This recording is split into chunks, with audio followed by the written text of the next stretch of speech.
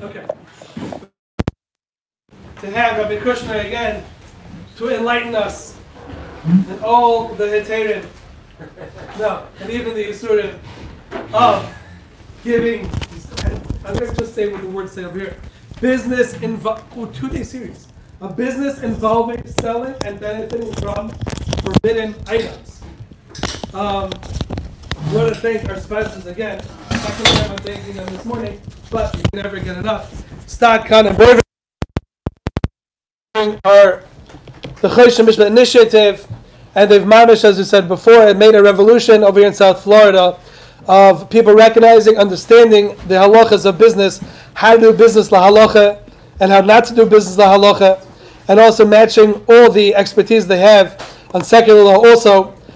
It's a big schus for us to be partner with them in making this amazing initiative happen. It's already changed the lives and business of many people. Shkoyach to them, they should continue to matzliach in all their avodas hakodesh and avodas hachol b'siyata d'shmai. Also shkoyach to Avram Getzel and Fesco for sponsoring the breakfast. Li Nishmas, Sadia Bas, Ruby, and all the others. What? And lunch. Sorry. Breakfast and lunch. And shkoyach everybody for coming and joining. And what? Ooh. Any tourists who want CLE credits should contact Rocky Parsons for those CLE credits. Shkret Rabbi Kushner, I'm sure it's going to be very enlightening, very important fundamental ideas in halacha, and also very entertaining, I'm sure also. Shkret Rabbi Kushner.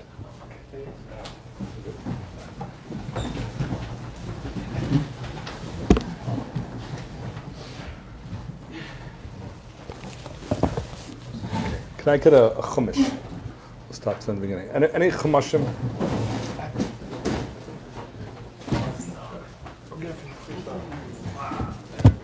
All right, so we covered the basics yesterday. The Isser Mischer. We introduced it. We developed it. We discussed some of the applications of the Isser, which have applications in commercial, feeding workers and the sorts.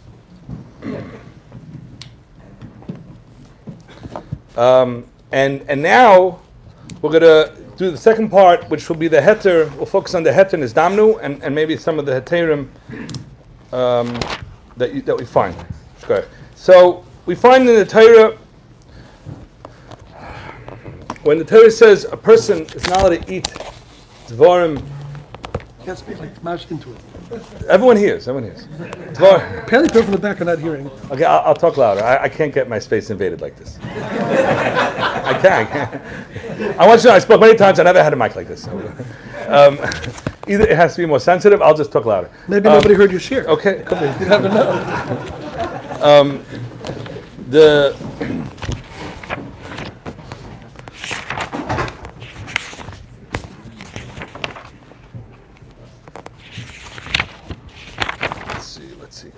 Okay, this is a Mishnah in Shvius. It starts really with the Torah. The Torah says, "Lo yisaychlu kol nevela."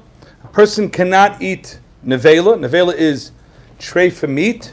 Lo yisaychlu kol nevela. So what does a person do with nevela? If a person has nevela, and we'll get how did that happen? But it seems like a person had nevela. What does he do? So he has a few options. Leger asher b'sherecha titnena. He should give it to a ger, which is referring probably to a ger taishiv. Rashi will say. Let's see. Leger ger taishiv. Yeah. Okay. He can give it to a ger taishiv. Or machal anachri. He could sell it to a guy, right? And then right away alarm bells go off. When machal anachri, I'll sell it to a guy. There's an isur seichel, which means I'll do misri and I'll be selling avail it to a guy. So we have mitzad echad. We know that when it says seichel, if you can't eat it, you can't do business with it. That's the Gemara and Psachim learns from seichel. And then you have a pasuk that says machal anachri. So how do we work this out? So the Mishnah in Shviah says mutter tzodei chaya oivos v'dagim. If someone is a trapper and he has chayos oivos dagim that are tmeim, the non-kosher chayos oivos and dagim, shen is damnu lehem, that it ends up in his trap, mine tmeim mutarim lemachroi. he's allowed to sell it. So that's the answer. The answer is it was nizdamnu. It ended up he didn't go out to purchase it. This is called the heter nizdamnu. And you look in the Mefarshim over here, the ksiv gabi nevela oy machla nachri. It says Mefarsh in the Torah that a person has an nevela. So if we have a shlachtois, and the shlachtois very much would want to sell kosher meat to Yidden, and they pay a premium for it, and they very much want that all the behemoths that they shecht should be kosher. But the reality is, many of the behemoths that they shecht is not going to be kosher. That's just the biological makeup of this particular behemoth and this particular, right? And it's a big percentage. So what happens? That was nizdamnu. I didn't come in to do business with nevelas. I ended up with a nevela. I'm allowed to sell it, and that is the heter nizdamnu. That's what we discussed yesterday. Okay, now we're going to develop this further. So the first thing I want to say is that when we talk about the heter of nizdamnu, that you have a person who throws out a net and he's trying to catch fish, and it was nizdamnu, it ended up with non-kosher fish. Now, the Torah and the Lashon Shulchan Aruch, and we'll look at the Lashon Shulchan Aruch right now, that after it says the Isra in Siman Kuf Yud Zayin, after it says that a person is not allowed to do schayra with dvarim tmeim, it says v'im nizdamnu litzayid, and there is a discussion in the Poskim if it means dafka only someone who's trapping, but we come out lahalach, it means all people. Im nizdamnu litzayid, if a trapper, nizdamnu I guess means it was chanced upon. Chayev v'ovis v'dogim tmeim. The halach is mutal machram ubulvad shelo yischaven lekach. What does ubulvad shelo yischaven lekach means? That means that wasn't your kavana. What was your kavana? Your kavana is to be involved in the business of kosher food, and you ended up with non-kosher food. Now, let's develop this a little technical. What does this mean? And I wish it would. It should be clear what this means. If a person has a commercial fishing net, and he spreads his net, and the net could hold 100 pounds of fish.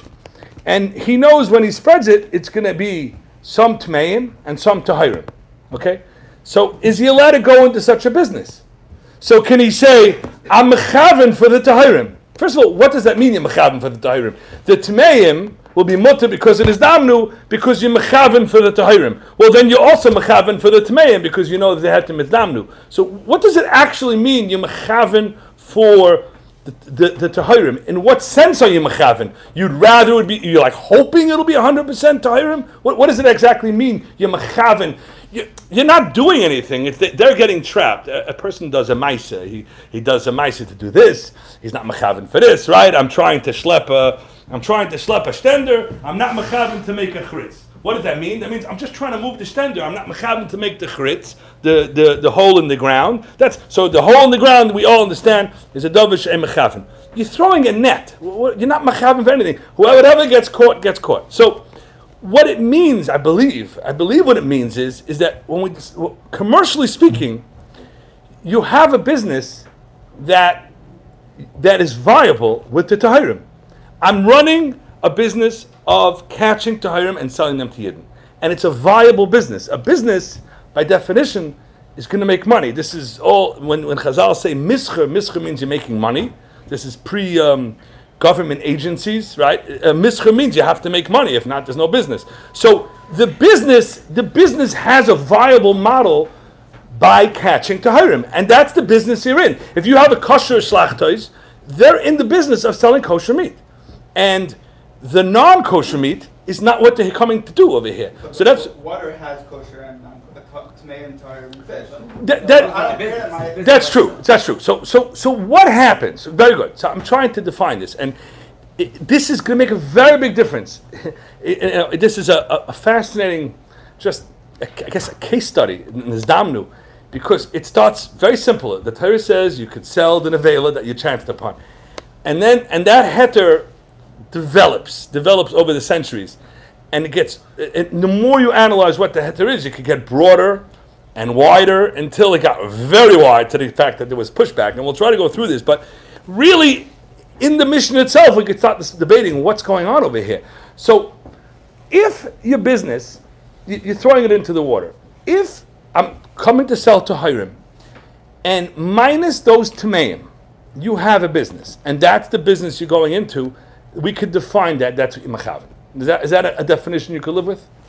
You have a viable business that would be worthwhile for you to do this business. A worthwhile, meaning even if it's viable, if it's making $10, it's a lot of work for $10, right? So it's a viable business that's worthwhile for you to do, minus the tmeim, okay? Because it becomes a very a tremendous contradiction. The least in, I'm sorry.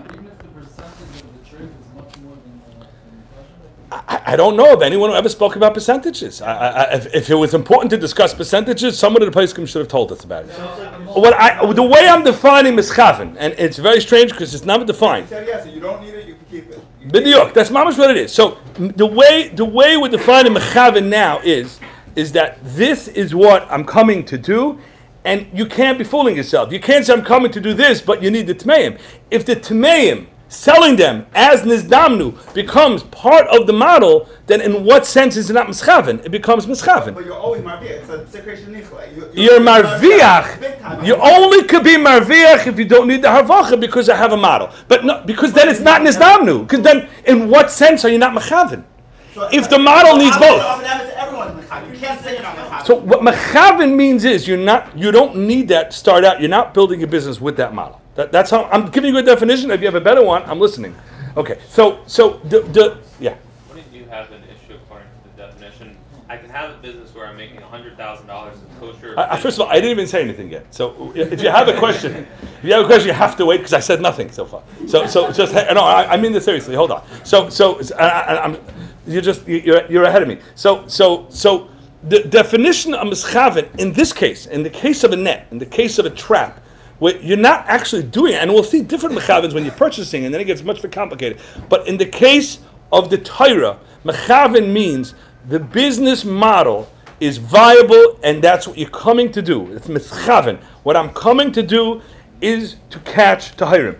If catching tahirim is a losing proposition without tmeim, then you can't say you're mechaven because you're coming to lose money. You have to come to make money. That's what mischar is. So you're coming to and enough money to do it. So mechaven means you have a viable business without the tmeim. You have enough tahirim. Now you have tmeim. Right now you have tmeim. What do you do with the tmeim? Do you have to throw it out? Do you have to? It's nizdamnu. I don't need those. They got washed in with the deal. I can't filter them out. It's not what I'm coming to do. That's not my model. That does not include that. When I throw my nets, I'm not even thinking about that. The least you think about it, the more you can make money off of it. The more you make money off it, you start thinking about it, now you're getting in trouble. That's how the nizdamnu works. Okay, so that's the first case. Now,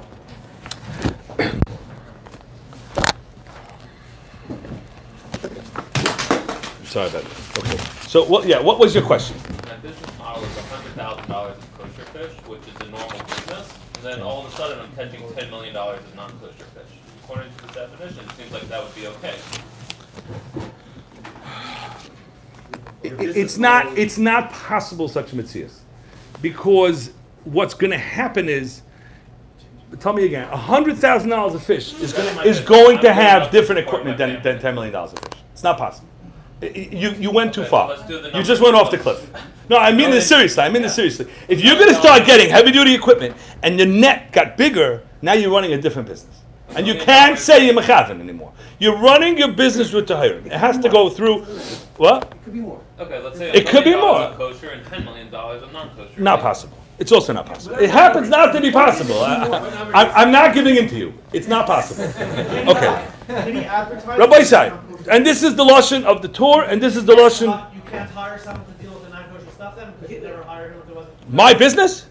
Yeah, I'm saying. Let's say I have 10% non-kosher stuff, but I need an employee to deal with it because. Who said you can't hire an employee? I'm not against him. That's not part of the business model. How are you supposed to get rid of the tmeim?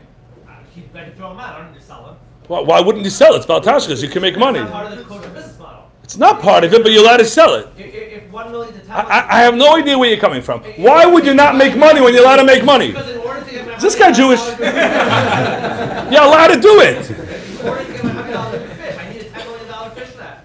Here we go to the town. Okay, you two can go into business together. Okay, fine. Rabbi Sai, now you have a case like this. Now you have. We're going to start going through the development of the case. you have a case where there is a kfar minasar. Kfar minasar means is that the owner of the land is selling off the whole farm. Let's just say he's selling his farm. You're taking over the bios of the farm. You're paying a licensing fee, maybe. I'm not sure exactly how the bios works because even the Taz kind of he flip-flops on it. But what happens is you have an opportunity to go into a business. The business is be a kosher business, but there are chazerim in the business. There are dvarim tmeim in the business. Okay, and it's not being offered. It's not being offered separately. Okay, so now are you allowed to buy this business that has in the sale and has tmeim, and you're gonna and you're gonna recoup your money by capitalizing on those, because if not, you're gonna be losing money. Okay, so what happens is the Taz says, and the Taz brings a Bach, and the Bach says that's usher. So the Bach says again, I'm buying a business.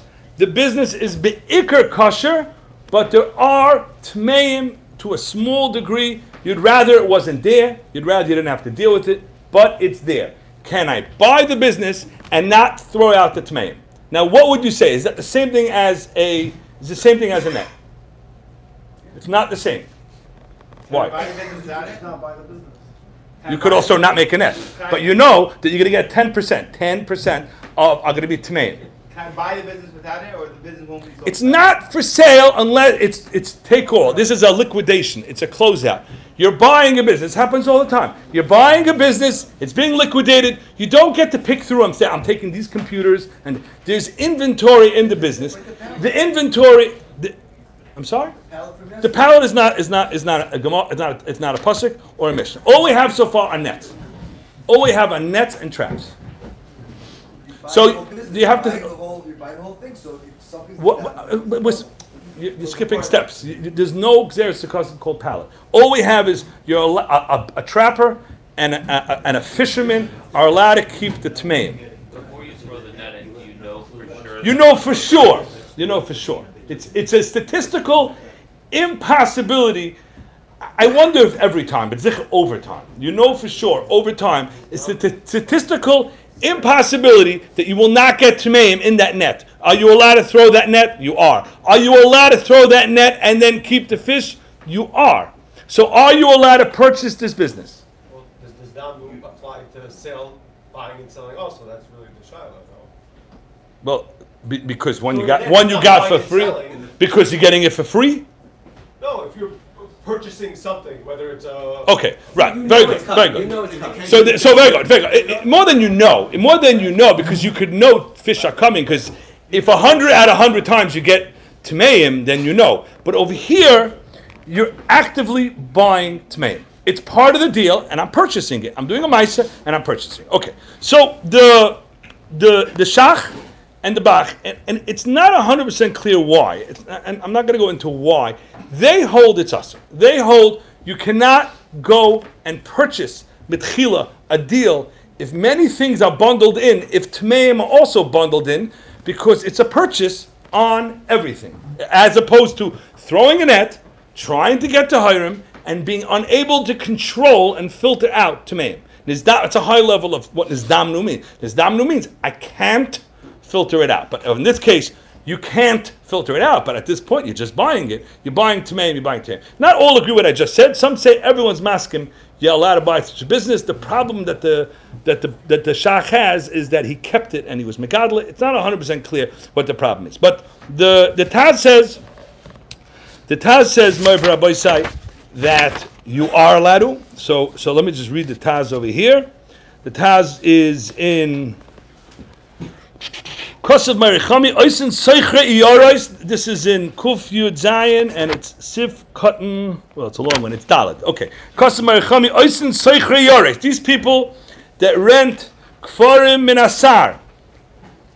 The Hainu Kol they rent the Kfarim, but they're buying the inventory. The Kol HaAchnosa Shel Hasar Ubechlal Zeh Chazerim Shebechotzer Ubetoich Zman HaChakiris Megadla Chazerim So he says, Nira lilmed heter al zeh, kivan she'ikr kavanosoi b'shas haschiros. The ikar kavana b'shas haschiros is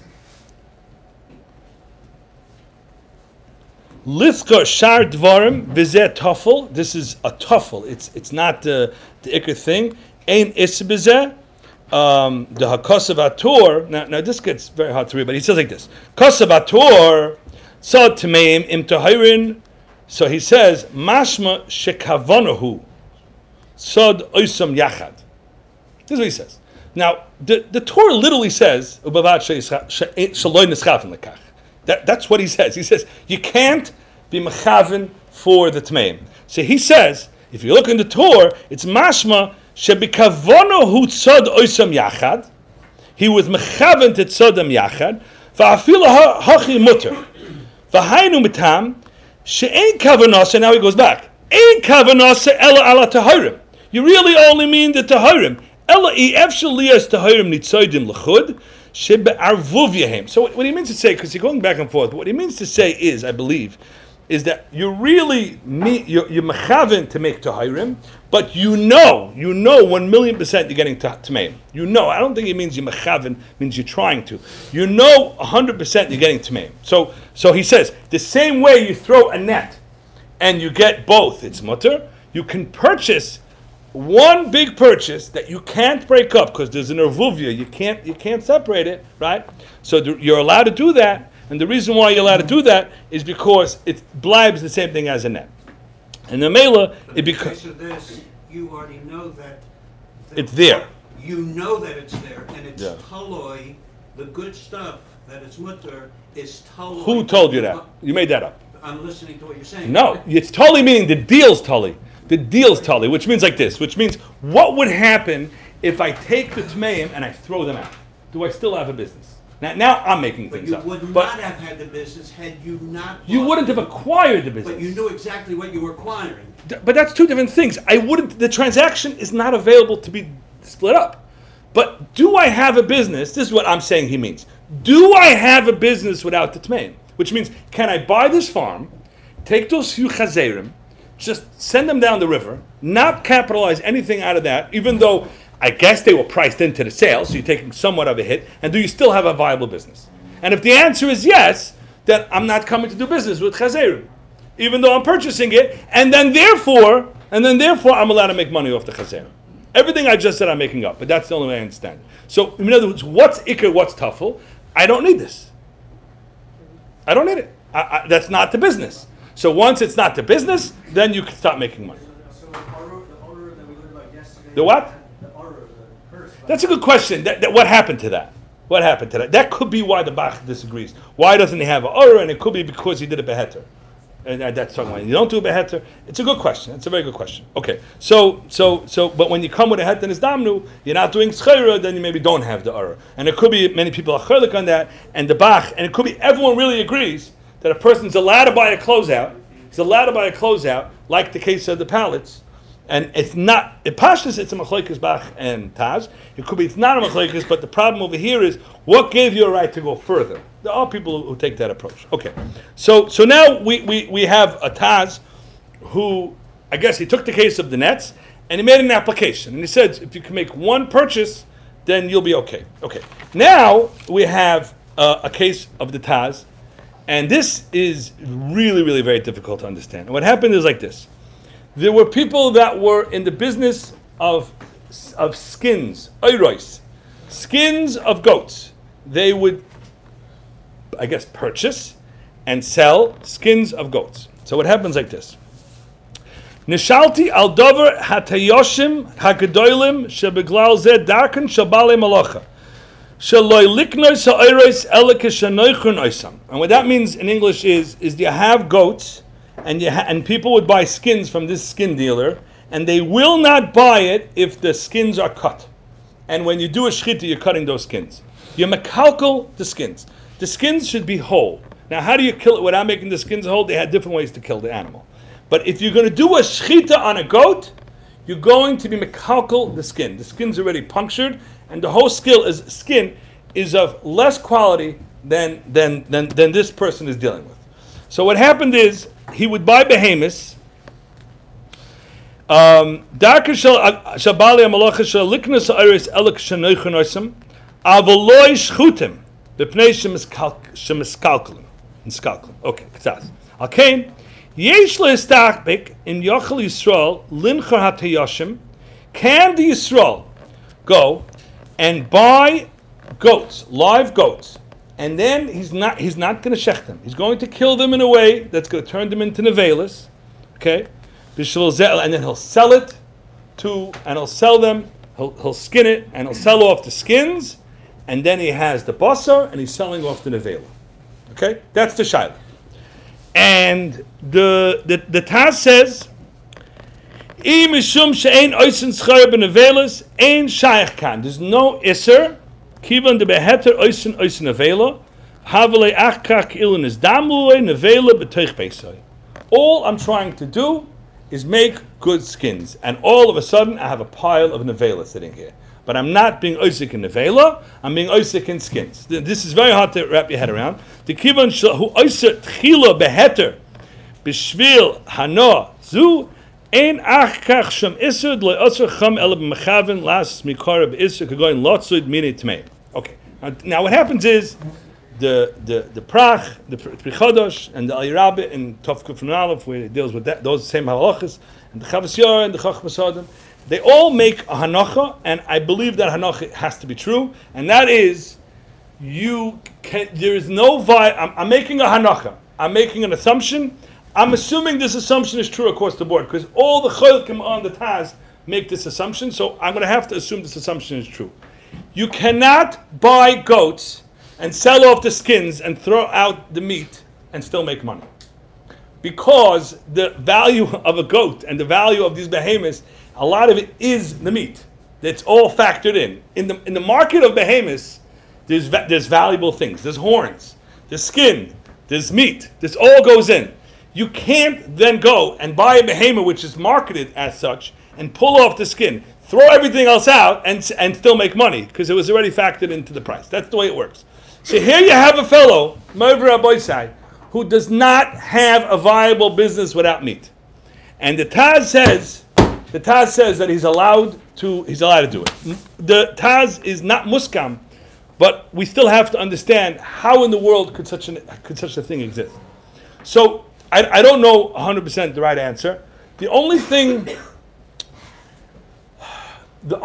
perhaps we could think to say over here is, if you're in the skin business and you're not in the meat business, so think about when a person buys a trailer from Walmart. Okay, he's not in the business of selling off the jerky. He's not in this business. What he really wants to do is buy skins, buy skins, prepare the skins, and sell it to the people who make coats. That's all he wants to do. The fact that it came with this package of meat and the economics that came with this package of meat is the reality, and it's something he has to deal with. But he's still not in that business. It's very. Someone said this yesterday that maybe what we could do, we could call in this damnu. I think you said, yeah. We could call in this damnu by just taking a step back and say, what really is my business and what am I coming to do? And the other parts that came along with it, it's not what I'm coming to do. It's just, the best scenario would be is we could have goats with not having the value of the meat, not having meat, and just buying these meatless goats, right? Which would be cheaper because the meat that's sold to me has a value. So really what's happening is, I'm trying to get the value back on the meat because the guy selling to me is mutchaching. He's not going to sell it to me without getting compensated for the value of meat. I would rather the meat not here. I would rather the meat not here because I'm in the skin business. It's an ideological way of looking at his business. You understand? So the Taz is saying that if you're in Oiros and that's what you're coming to do, essentially you're left with basar and you have to get rid of it. But the Taz again is not muskim, and the conventional wisdom is that if you do not have a viable business without the tmeim, by definition, it becomes that you be mechaven. See, the problem is you have a lashon of mechaber. You could keep on expanding the heter, but the mechaber says b'vachli is chaven l'kach. So, what is the Taz saying le'chaven l'kach mean? Le'chaven l'kach means I'd rather it not here. I don't. The guy's selling it to me with it. I don't want to buy this. I want to buy the iris. He's charging me more. I have to get my money back. If not, I'm going to lose money. But that's not. B'schab lekach means that's not where I'm mechaven for my business. You understand? Everything's I mean, it opens up everything. It doesn't open everything because everything became the Yarchei Shulchan. He opened everything. So Yarchei Shulchan writes a tshuva based on both of these taz. He puts it together, and the Yarchei Shulchan writes as follows: you have a distributor, and this is the reality. You have a yid that has a ownership stake, and it happens many times. He has it because it ends up by him, and he has an ownership stake in a goyish supermarket. A goyish supermarket sells treifa meat, okay, and this shaila played out. Kveiger speaks about this, where you have yidden that are selling kosher things to goyim. Well, what happened at Kveiger's time is that the shlachtos would sell all their treifa meat, all the treifas from the shlachtos, they'd sell to the goyim, and the goyim said, if we're gonna buy all your treifa meat, we need all the treifa meat, which means we also need the dogim tameim, the crab and the shrimp. We need everything. So now the shayla is like this. I'm not interested in dealing with crab and shrimp. I just want to sell my nizdam and my nevelas. I'm about to lose a customer. And that's really the shayla with the supermarket. So you have a supermarket. 95% of the supermarket is not asa deraisa. 5% is asa deraisa. And for that 5%, I don't need the money, and I have a viable business without it. And I would just completely drop the non-kosher meat section. The problem is that if you're dropping the non-kosher meat section, the guy does need eventually here and there to have his meat. Give me 1 second. He's going to go to a different store, and now you lost a customer. Because wherever he's mortal to go, he's going to go. I'm losing customers. So can we call that nizdamnu? But you're losing your business. If you lose your customers, you don't have a viable business. Right. You don't have a viable business. But what happens if you're in the business of buying and selling treifa meat, and you're losing your customers? You also don't have a viable business, but that's what the Isus Chayra is.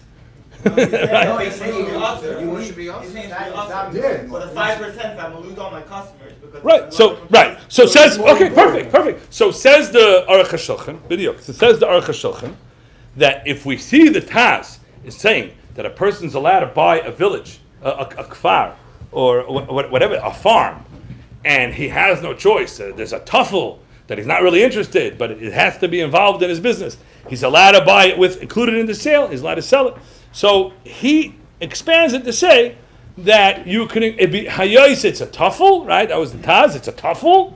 It's a tuffle of your business. A person's allowed to continue selling treifa meat in his supermarket. Now the problem is that again we have to read the mechaber. The mechaber says zehetin is damnu b'vad shlo yischaven lekach. Never ever until the Yarchei Shulchan wrote that was there ever a situation that anyone ever entertained that you can have a separate transaction. The Taz is talking about one transaction that you couldn't pull the basar tmeim out of the transaction. And the Taz himself, he says, the heter is,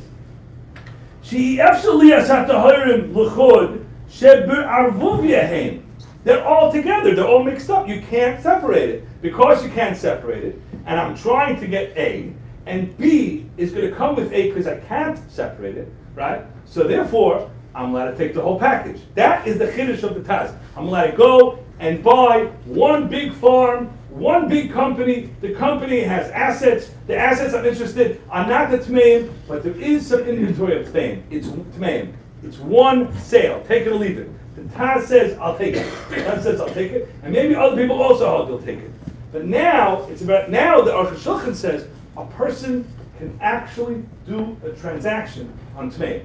So right away, there are those that say that it must be the way the business operator. Rabbi says it just can't be. It can't be because how could you say you're not mechaven to buy tmeim? You literally just ordered tmeim. You can't say you're not mechaven to tmeim. You just got the phone and you ordered tmeim. After a person orders tmeim, you can't say he's not mechaven to tmeim. He said he ordered it.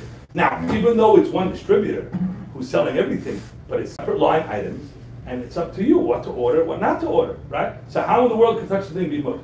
So either the Yarchei Shulchan is talking about a different mitzvahs, that they would just sell big blocks of food at once, but it's very hard to imagine a person wouldn't have a choice of what is included, what's not included.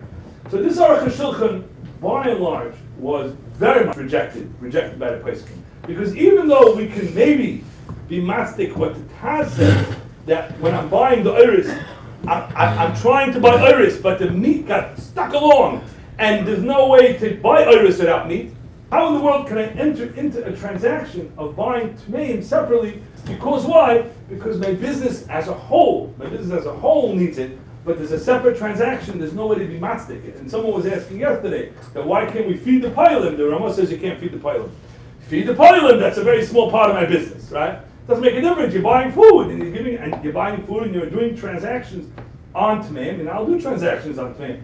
The transaction itself is a business deal, and you're making money on this business deal. You're not allowed to make money on this business deal. So very much this was not accepted. Was not accepted. We started from the pasuk in the Torah, and we expanded, and now that's the point when we might have gone too far, and the person can pull back. And by and large, a person is not allowed to own a goyish supermarket. You want to have a gas station. You didn't own gas stations. I've worked in Hilchos Shabbos and how to work it out with an Oris. There are you that own gas stations. Can I have just a little few packages of jerky that it's included in the package? You buy it from one distributor that sells you the whole thing, and the answer is no. Those things have to come out. Those have to be filtered out. Rabbi Kveger discusses in you can check up the tshuva. It's in because it's a line item. It's a line item. It's a separate thing. It's a line item. Yeah, you lose the whole task. It's a line item. You look in the end of Tzimla Vase in Shuvas Rabbi Kveger, and he speaks about the scenario when the Goyim essentially said, we're not going to buy meat from the Shlachtois unless you include other Tmeim. We want that you'll be our exclusive treifa supplier. So you're supplying us 90% of the meat, but we also need other things. So basically, the Shlachtois is being asked to now buy, source other treifa meat, and mix it in, and then they have a customer. So Rabbi Kveger goes through it, and he says there's no way to be matzik such a thing. And Rabbi Kveger says, what about just that chelik would be under the ownership of the guy? Okay, right. What about just now we could have the haskalah of what nursing homes could perhaps do, because when you have a nursing home, right, we could say that the nursing home business, and many owners have told me that the money is not in the food, the money is elsewhere. Many nursing home owners have told me that if human beings wouldn't eat, there would be no such mitzvahs that human beings eat. They would just live off air. They would probably make more money because the food is not a money-making thing, which it's not relevant because it's still part of the business because humans do eat. So you have to feed your customers to keep them alive so you can bill insurance. So if al kapanim we could say that the food chelik of the nursing home is a tuffle. The food chelik of the nursing home is a tuffle. And maybe the Aruch HaShulchan would work for that, maybe. But the Aruch HaShulchan is 100% not Muslim because it doesn't stem with the Poskim in Simon Kuf and Zayin. And the Taz is very clear that his heter, which had a lot of this knockness, his heter is when one transaction was indivisible between separate things. Ultimately, you can take a nursing home and look at it as one big entity, and the food is a tuffle, but it's not a tuffle to the person calling the food distributor and making a transaction and buying that food. That's a separate transaction. And you're buying it to make money in your nursing home. So that's a problem. So Rabbi Kveger entertains just cracking off a piece of your business, and that should be under the bias of a guy. Okay, he'll be the owner of that, and the way it works, for those wondering, he never actually gets his money. So the way it works is because he didn't pay for it, and he owes me money because he bought he bought X% of my business that equates to the food, and there's financing. I'm not in the free loan in the business of giving him free loan, so there's financing charges. So it ends up all the profits from that come back to me. So that's the shot. Rabbi Kveger says like, it's not something you could sell because it's not making money. Because the food doesn't make money, so it's not. I'm sorry. The guy who said he's not making money, that's totally sold it. So whatever. But the point is that meaning how would you possibly sell such a thing? If you're not making money, it would be not possible. You're not wrong. It's not a product. You'd have to get other compensation. So we'll throw in another ancillary service to compensate. But the point is, it would be under his buy list. The Kushner says that these are one of the examples where you can't say it's usher and you can't say it's mutter. He says you can't say it's mutter because it's not, and you can't say it's usher because then they're not going to do anything. And this heter, which he feels is more than a ramois, it's chuchah because under the buy list really of the yid, he's the one who's going to be ordering and is going to be involved in it. And it's going to hurt the finances of the yid if the food's not ordered. He says he's in siachas, it's still to the yid. So Kushner says that he's going to plead the fifth. He's not going to weigh in on such a thing. I think in the countries there's a Trubus Chassam Sefer, but he also tries to map out a heter from someone who needs it. And at the end he says, he has a whole patent and how to get a guy involved in the violence and you'll be safer back, but it's only the profits are flowing back. Very much similar to what I just described before. He says, a person should try, a person who's shomer himself, his nefesh, should distance himself from such things. L'maisa, in a nursing home, the best way, well, obviously, the best way to do it is to serve kosher, but most people don't do that. There are people in nursing homes that serve kosher, and I know them, and they make money, And when I was giving once this year on Shabbos to nursing home owners somewhere in the Midwest, I'm not going to say who, and I told them, I said, the best aids is serve kosher, and you should have heard the laughter. And I told them, and you can make money, and they're like, you can't make money. But I do know people that do make money, and they serve kosher, and it's not Yidden. Okay, I mean, they're not serving from a Yidden. But the best thing is to serve kosher. Now, if you can't serve kosher, sometimes there's no kosher food available, or sometimes, as they claim, the finances don't allow it. So then the next step is, there's something called a food service, where essentially it's not in-house. You pay a company, and many nursing homes do this, many facilities do this. They're not running their own kitchen at all. They're paying per head for people to come and feed their residents, their patients. You're not taking ownership of the food. It's a service business. It's a service. The same way you would pay a nursing service to come in and take the temperature of the chevra, of the residents, you could pay someone to come in and feed them. You're not taking, you're not taking ownership of the food, and ownership is how we define mitzvah. If you don't have ownership of the food, then okay. So that is a mahal. You're specifically, they're not giving kosher food, and they're not giving kosher food. But it's not my ownership. I'm essentially financially benefiting from someone else's food service. Is that problem remote feeding non-kosher? You have Jewish patients in there, in the nursing home. That's mitzvah. That's what Anybody, yeah, but first of all, you got Jewish patients in there, and secondly, you're benefiting from non-kosher food. I mean, there's no issue. That's my point. There's no issue to benefit from non-kosher food. You can't do mizcher. You can't do business with non-kosher food. Mizcher is defined by ownership. By buying and selling, you have to have ownership and say, I'm doing business. He's doing business with non-kosher food, and I stand to benefit. So basically, I'm running the hospitality. I'm housing them. If you have a yid, then you have a value. Yeah. And you don't know necessarily who's Jewish. We assume that everyone's goyim, and at least in the United States, red goyim. So if it's red goyim, you don't have to. Red goyim, you don't have to worry about. You don't. No, you can assume everyone. Even if the guy's name is Stanley Goldberg or something. They write Jewish on that phrase sheet. Should they write Jewish? Once they say they're Jewish, you have a problem. Anyone who says I'm Jewish is Jewish. Were you Someone pay who stuff? sells a nursing home, can they say I'm not selling the food portion of my salary? So you offer it, they say they don't want it, and you can give them credit. Anyone, just non-Jewish person selling a Yeah, nursing home. you couldn't have a set of food service. No, I'm saying someone sells a nursing home, and I want to buy it, I'm a Jewish person. The guy's not holding on to Why does the restaurant get Right, so this? we're not having the same piece of knots with the goats. Well, it's a funny question. The food doesn't last forever. How does the next order work? They always own it. That's part of it. It's not. It's a separate transaction. That's the problem. That's the problem.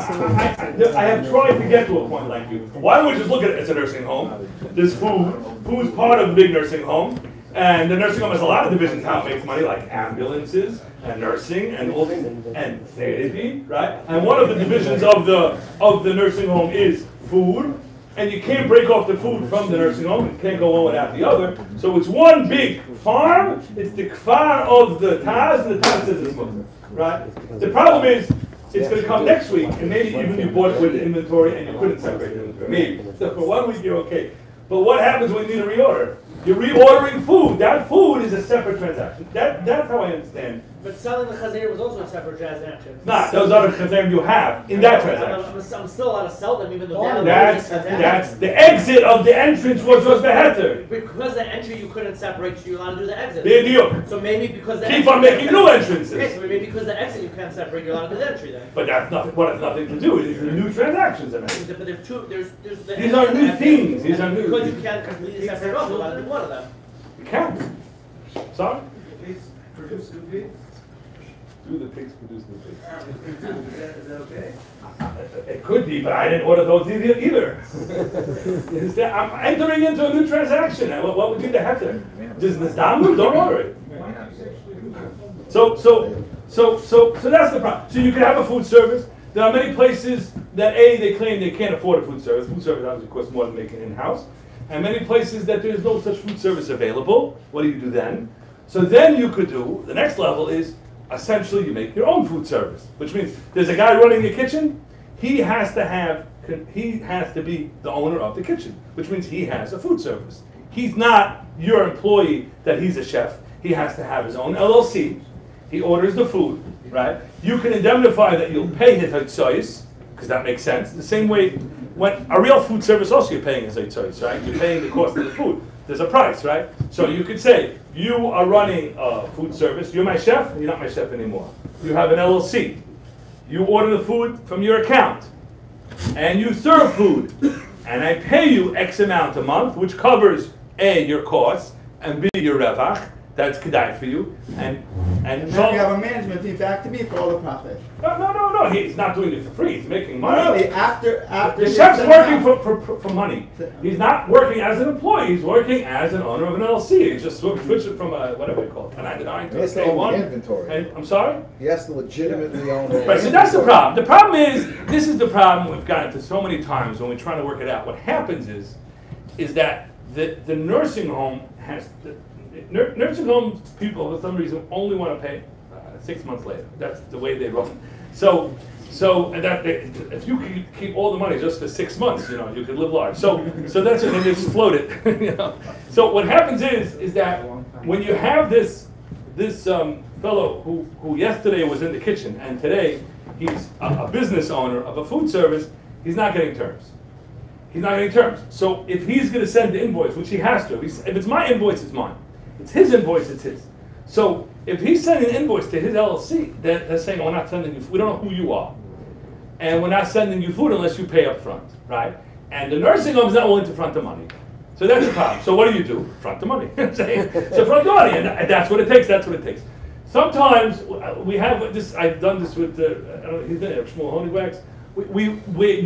You could write a letter to the bank where you're indemnifying the liabilities of the supplier. You will cover you will cover his debts. So there's no liability that he's not going to pay you. We're going to keep the terms going, but he's invoicing. It's his bank account the money's coming from, and I'm indemnifying him, the supplier, that if that guy doesn't pay, then I'll pay. I'll pay his chayv. That it's a financing deal, and that has nothing to do with the purchase. The purchase is you can only money like our Fluftas or Kallah, something like that. So if you could pull off something like that, then weiter. I'm not the owner of the nursing home, of the food. The hospitality is being run, the food of the hospitality at least, is being run through the Gentile, and then it becomes mine. Okay, fine? There's an owner of a Jewish nursing home, and he has his goyish food hospitality. and the majority are goyim, and he knows that he has one yid in a nursing home. What Does the owner of the nursing home have a chiyuv to supply kosher food to the yid? Well, he knows he's getting treif. I want to tell you something. It's a complicated question because define supply. What's he going to do? What's he going to do? Who? What's the Jewish owner going to do? Tell me exactly what do you want to know. What's he mechuyev to do? They're putting a plate at the guy's. He's not eating it. He's not. He's not eating it. I'm telling you, he's not eating it. You should know. You got to eat something. You got to eat something. Okay, I'm going to tell you how nursing homes work. When a yid buys a nursing home, you can buy it from a yid, you can buy it from a good. But if he does buy it from a yid, including in the sale of the nursing home, somewhere in the freezer, it's like almost a mezuzah on the door. Somewhere in the freezer is some airline package, vacuum packed, frozen 8 years ago, kosher food sitting there, and that has to stay in the nursing home for the nursing home to be kosher. And why is it kosher? Because that fry yid there, he can eat it. Okay, right? Is that true? Okay, that's not true. Because if I come to you, you know the sugyas in the door in Avodah Zarah. Many of you learned it now, right? If I come to the din of Lufnei Iver is referencing, and the Gemara is referencing a nazir. Okay, a nazir is not allowed to drink wine. Okay, a nazir says, "I need wine. Pass me wine. Give me wine." Am I allowed to give you wine? Not allowed to give you wine. Okay, so now you say, "Give me wine." I say, "You're a nazir. You can't drink wine. I'm going to give you water." And you know what you say to me? "I don't want water. I want wine." Oh, I offered him water, so now here's your wine. Does that make sense to you? There's no such concept. So if I own a nursing home and I have somewhere in the freezer an airplane meal, and the fryer person says, "I'm not eating it," is that allowing me to feed him kosher, not a tray for me? No, that's his point. It doesn't. It doesn't. So and what if the wine is right there? Your question you're asking me is a false question. It's in the nursing home. It's like I could bring kosher food in, but he's not going to eat it. But do you have a chiyuv to at least supply it to them? That's not your question. That's not your question. Your question is, do I have a chiyuv to exit the business? Because I'm overlooking evil. Because he's not going to eat it. What I'm trying to say, you're not going to supply it to him. He doesn't. He wants to eat the same shrimp he's been eating 50 years. He's not going to eat your kosher food. So you don't have. It's a false choice question. He's not going to eat the kosher food. And if you offer it to him and he doesn't eat it, you're in the same boat that you were before you offered it to him. He's a new admission. Don't let him in. I won't know that until I find out. So do I have a chiyuv to at least the first time saying, "Here's kosher food"? It doesn't help you to offer him kosher food. You're still stuck. He's saying You're still stuck because he's not going to eat it. Okay, to answer your question, if he'll eat only kosher food, you're going to give him kosher food. But that's not going to be the reality. He's going to want his tray for food. But now you're back to the first question. I offered him kosher food. He wants tray for food. Am I allowed to feed him tray for food? And the answer is, well, if he even says I can't feed him tray for food. How are you in the business? So fight to the food service. That's food service addresses. But I'm just saying it's not going to help. Our topic today is not Lufnei Iver, but that's a very good question. So what if the food's not so bad? Why do you have you're putting food, you're giving the goyim a much better quality food? No, not giving quality. It's what I'm telling you from experience. It's what they're used to. They're eating this for many, many years. They're not going to start eating a steady diet of filter fish. That's not going to happen. They want their crab and they want their shrimp. Unfortunately, they don't know anything else. And they're not going to do it. And if you offer it to them, it's not going to help. I was once traveling with my shver. There was a fellow who was making. This is a very big company, very well known, very big company. It was a very big mistake, but this big conference that they were making, he knew that there were many non-observant employees in the company. It's a massive. They took a whole huge hotel in Atlantic City. And they're having a big company, what do you call it? Retreat, video. Yeah. And the bottom line is, the person who arranged it, majority was tray for food, majority. And for the frum, he had like in a separate thing, he had the kosher food. And then, by the time the frum owner was going on, it was that money was out the door. And we're talking about 6 digits of food. Meaning, the question was presented, there was already, that money was invested. He's not getting that money back. And we were discussing, now there was a lot of shilas there because there were fryer people. And again, I could tell the fryer people eat here. They're not going, he said they're not going to. he's like, they're not going to be comfortable. It's not their oilam. Their oilam is fried. They're not sitting there. They're not bringing the food there. It's not happening. It's just not happening. And we were trying to. I have this fellow on speaker, and my shver asked him, this was a lot of money. He said, if you take this hit, you made money this year? He said, yeah. He said, you made money this quarter? He said, yeah, which means the guy's making a lot of money. You understand? And he said, just throw it all out. That's it. Just the money went goodbye, and he had to start from scratch, and he ordered the whole thing kosher. And because there's no other solution. Sometimes there's no other solution. There's no other solution. You can't be serving fried people tray for food. Okay, Rabbi said, I'm sorry. I literally am going to miss my flight. So I should correct you all. Been very wonderful. It's always a pleasure.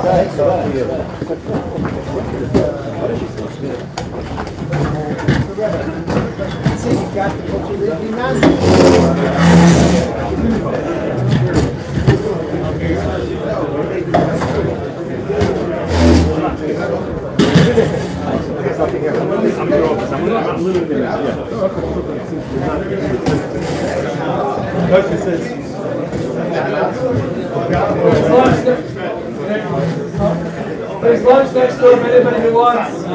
You guys are going.